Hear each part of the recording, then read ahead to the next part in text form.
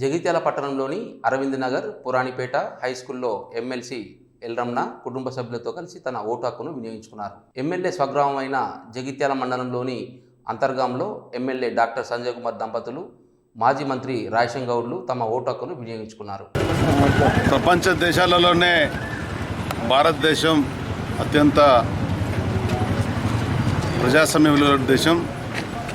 మనకు రాజ్యాంగం ఇచ్చినటువంటి ఓటును ఆయుధంగా మలుచుకొని ప్రతి ఒక్కరూ ఓటు వేసి నచ్చిన నాయకులు నచ్చిన పార్టీని ఎంపిక చేసుకునేటువంటి అవకాశం మనకు రాజ్యాంగం కల్పించింది.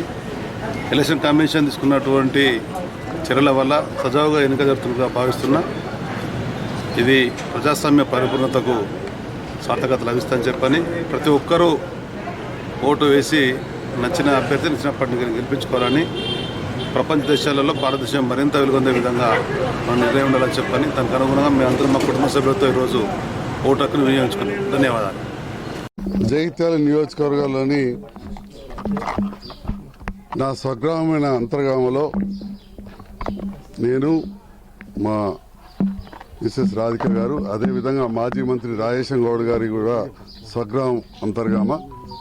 మేము ఈరోజు వచ్చి ఇక్కడ మా ఓటు వేయడం జరిగింది. చాలా మొదటి నుంచి కూడా చాలా రాజకీయ చైతన్యం ఉన్న గ్రామం ఈ అంతర్గామ. చాలా ప్రశాంతంగా పోలింగ్ ప్రారంభమైంది. పొద్దున 7 గంటల లోపలనే దాదాపు 200 మంది పోలింగ్ బూత్కి వచ్చి ఓటు వినియోగించుకోవడానికి పెద్దలు, యువకులు, మహిళలు అందరూ కూడా, రైతులు బారులు తీరున్నారు. మరి ఇక్కడ ఓటింగ్ సరళి చూస్తే ఎప్పుడైనా కానీ గత ఎన్నో ఎన్నికలలో లాస్ట్ 3 ఎన్నికలైతే ప్రత్యేకంగా బీఆర్ఎస్ పార్టీ అభ్యర్థి అయిన నాకు బ్రహ్మాండమైన మెజార్టీ ఇచ్చారు. ఈసారి కూడా బాజిరెడ్డి గోవర్ధన్ గారికి కారు గుర్తుపై ఓటు మంచి మెజార్టీ ఇస్తారని ఆశిస్తా ఉన్నా. గత అసెంబ్లీ ఎలక్షన్ల తర్వాత నేను ఒక లెటర్ కూడా పంపించింటి అప్పుడున్న రిటర్నింగ్ ఆఫీసర్కు. కొన్ని పోలింగ్ బూతులలో 1200 ఓట్లు 1400 ఓట్లు ఉంటున్నాయి. కొన్ని పోలింగ్ స్టేషన్లలో 400 ఓట్లు మాత్రమే ఉన్నాయి.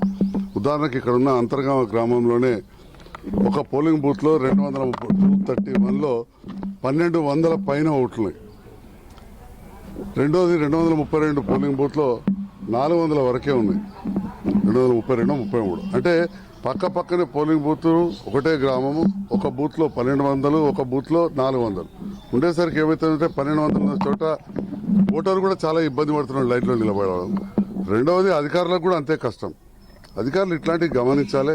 ఒక శాసనసభ్యునిగా నేను గత ఎలక్షన్ తర్వాత ఇమ్మీడియట్గా కూడా లెటర్ పంపించండి, రేషనలైజేషన్ చేయాలి. ఈ పరిస్థితి జగిత్యాలలో కూడా, వాణినగర్లో కూడా చూసాం. అట్లాంటివి జరగద్దని చూసాం. ఓటరు ప్రజాస్వామ్యబద్ధంగా వాళ్ళ మనసు ఎటుంటే అటు ఓటేస్తారు. కానీ స్వేచ్ఛగా ఓటేసుకోవాలంటే అక్కడ పరిస్థితులు కూడా అధికారులు అట్లా కల్పించాల్సిన అవసరం ఉంటుంది. ఎలక్షన్ కమిషన్ ఇన్ఛార్జ్ వాళ్ళు. మరి ప్రత్యేకంగా ఈనాడు పెద్దలు మాజీ మంత్రులు రాజేశం గౌడ్ గారు, మేము ఉదయాన్నే వచ్చి ఇక్కడ ఓటేయడం జరిగింది. ఓటింగ్ సరళి చూస్తే బీఆర్ఎస్ పార్టీ అభ్యర్థి విజయం ఖాయం బాజిరెడ్డి గోవర్ధన్ గారితో చెప్పి తెలుస్తా ఉంది.